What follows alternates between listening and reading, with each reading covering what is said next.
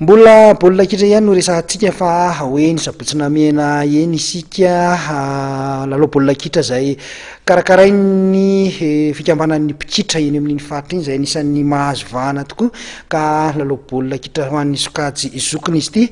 Arahantsika ao anatin'ny fanadihadiana ity ny lalao an'ny mpilalao ny ekipan'ny amin'ny sy ny Cheminots izany ka nisaraka Tsara iraino rotota omaly tolakandro tetsy amin'ny kianjan'ny sabotsina mena.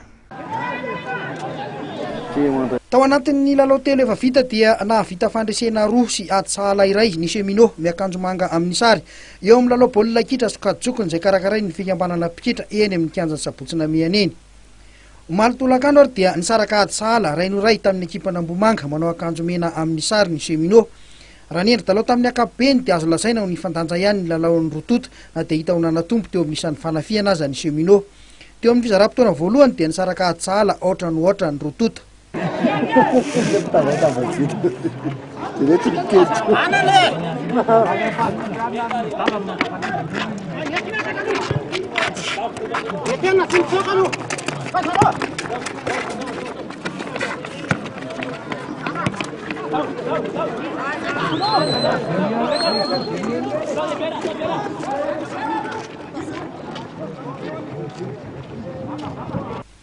Teo amin'ny fizaram-potoana faharoa dia nanindry mafy ny Cheminots ary totoafy ny fanafiana ka natafiditra baolina iray tamin'ny alalan'ny babalia ny Cheminots rehefa nahazo tolotra tsara avy any amin'ny raino ohatra ny isa teo ka nitarika ny ekipan'ny Lagara.